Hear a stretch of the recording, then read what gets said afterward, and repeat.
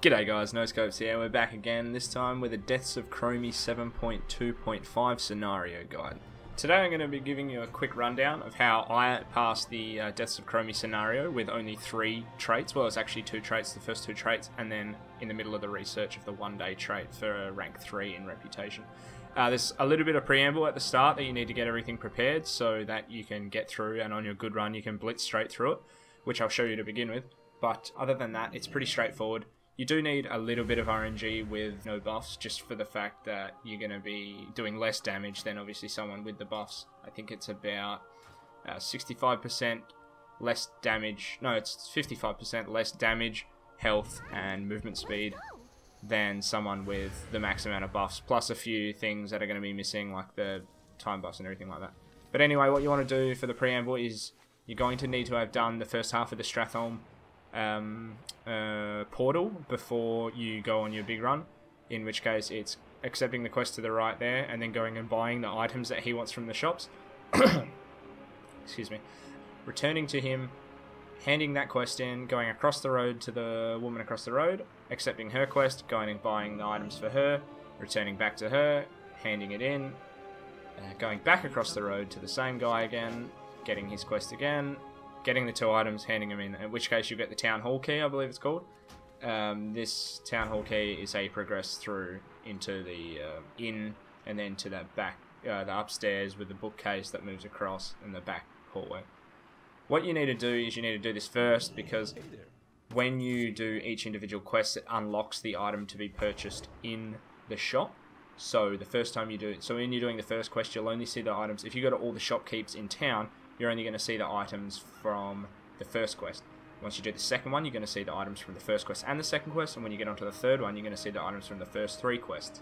This means that in your speed run, so the run that you're nominating to actually attempt to beat it in, you're going to be able to quickly run around to all the vendors. So there's 1 at the start there, there's 3 along the right hand side, and 1 on the left hand side of this area. Once you get to your speed run, you can blitz straight through to all those shops and buy all the items you need, which turns the quest into, instead of running around for so long, you run into the inn, accept it, run across the road, accept it, run across the road, accept it, and then you're onto the end bit. But this is the actual start of the speedrun. So what I do when I first start is accept the quest. There'll be a quest at one of the 4 people at the top of the thing to kill one of the bosses out here. What I do is run straight for the Emerald area. I kill this Magnetor here to get a sense of time. You hope that it's a decent buff or something like that. And then I move to this first one. Obviously, you're going to need to have done these once before so that you don't have to get all the clues and stuff like that. Otherwise, you're going to get nowhere near completing in the 15-minute time if you don't have all the clues already. This one here, you go to the claw. Chromie will pop him out, and then you're going to kill him. Make sure you kick his sleep move, and also if you've got something like a cloak or the talented, the artifact weapon AMS that drops magic debuffs should I say, make sure you use that when he gets like the thorns nice and high on you, because they do start to tick for quite a bit of damage. Then I move towards this guy in this shrine. He hits kind of hard, but it's not too much of a hassle. The main thing you got to worry about is the void zones he puts down, and you can't kick it, but when he puts the void zones down, it does a lot of ticking damage and it silences you. So if you've got a displacement like Death Grip on ODK, can pull him while he's casting it and interrupt the cast. So you want to kill him, loot him, he'll give you a standard time, and then you're going to head towards the Ruby Dragon Shrine, which is the Lich. He doesn't seem to be any sort of issue for, well, especially on my DK, I don't seem to find any sort of challenge with him. I don't know if it's different on other classes. I know he does reduce melee speed, so someone that's reliant on melee speed might have a problem with him. Just make sure that when he uses the Frost Tomb, you get Chromie out of the Frost Tomb. You can see in the background there, just AoE her out. Otherwise, his bosses are pretty trivial, even without like a whole lot of buffs. It's mainly the ones in the portals that you have to worry about. But at the 4 dragon shrines, there's actually a Magnetor, those 4-legged things at each one, like around the edge of each one. So if you do have the time, or like those aren't quite, if the sands of time are more what you're after, and you're going to hope for more gambles, you can kill one of those at each thing. You're going to come up to the obsidian one last, obviously. It's the last one, it's the furthest away. And then we are going to kill him. Watch the Carrion Swarm. Carrion Swarm's, obviously, it's cast at the point where you are, so just move out of the way. Infernal, you can't negate that at all, I don't think. I've tried AMS, I've tried IBF, and I've tried Wraithwalk. And then you just fly up, die, and it'll take you straight back to the start. Now the first place that, now hand in your quest obviously first, the first place that I like to go to is the Well of Eternity, because if you can get the timing right here, you can blitz straight through it, and it's so quick. Like here, I believe I get a perfect run. You're going to want to kill that first guy and the first dog, and then mount up. And if they're far enough away from this wall, you're going to hug it. You're going to hug that right wall the whole way through. Move behind this rock, because if you move in front of it, you aggro that guy. And then you're going to kind of hook into the left, and then arc back out to the right, and then all the way around, and then you get to your portal. And click that in. If you can't go through the portal, it means that there's a dog chasing after you. So you just wait in the back corner here, so you're away from everything. Wait for the dog to come. He'll come along, and then you just kill it. Click on the portal. As you come in here, make sure you check that tent for a time chest. But this is one of the cheeses that I like with Pridas. It saves you a lot of time if you stay mounted here and run along here. Try stay away from the melee. There's one melee in each pack. Try stay away from him, because if he hits you and dazes you, it messes up the cheese. So it really helps with Pridas, because Pridas prevents melee from dismounting you while the bubble's up.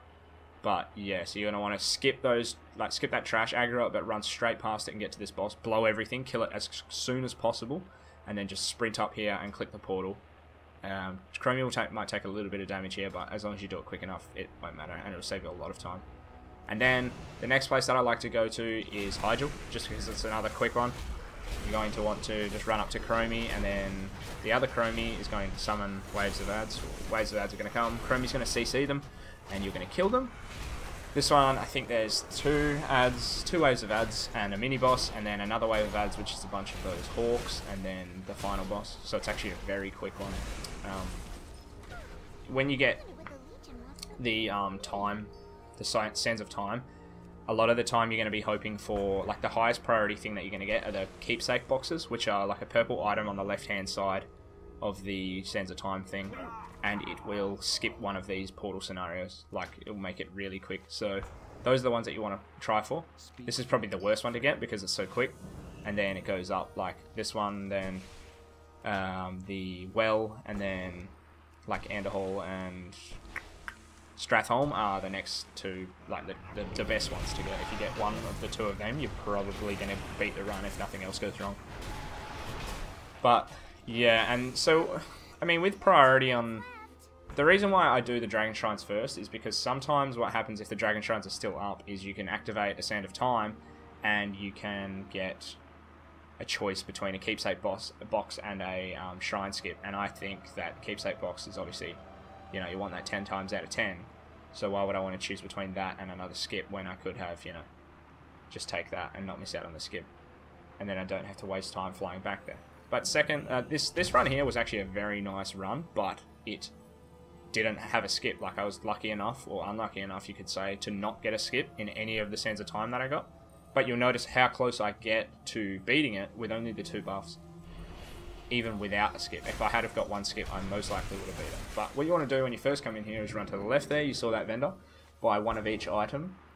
These items that they sell, you can't actually buy over the amount that you need, so you can just spam click them and you won't waste gold, but it will make sure that you buy the item. There's 1 shop there on the right, and then there's 2 more down further on the right. This is one of them. Got to buy the dressing from there, and then this one here you have to buy 3 items, but one of them's a double up, so just make sure you get all 3 of those items. And then you're going to go to the gun shop up here on the left, well, on the right now, buy that item, and then you're going to go back to the start. And this dungeon is another Pridas heavy one, so you notice that, you know, for these speedy kind of things without the skips, you need Pridas. And you're going to want to hand in that, gives you a Sand of Time, come over here, go over the road, do the same thing, talk to her, and then run outside, pick up the other quest, hand it in, pick up another quest, and this is all just takes you through to the inn, which is up next. So usually you'd have to accept these quests, run over, grab all the things, and that takes up a few minutes just running around itself, which is what makes Stratholme so long. So this here you can cut a lot of time out. What I do here is mount up. Make sure Chromie follows you, because this instance is bugged and sometimes she'll stick around and stand still and not do anything, in which case you're probably just going to have to reset the whole scenario. It's unfortunate, but That's just how it is. When you dismount to open the door, Chromie will stop there and start attacking people. So if you run upstairs quick enough and run far enough away from her, she'll teleport up to follow you, and then quickly run and open the bookshelf. So that's like another kind of small little time skip that you can do. You're going to want to run down this windy staircase and then mount up again.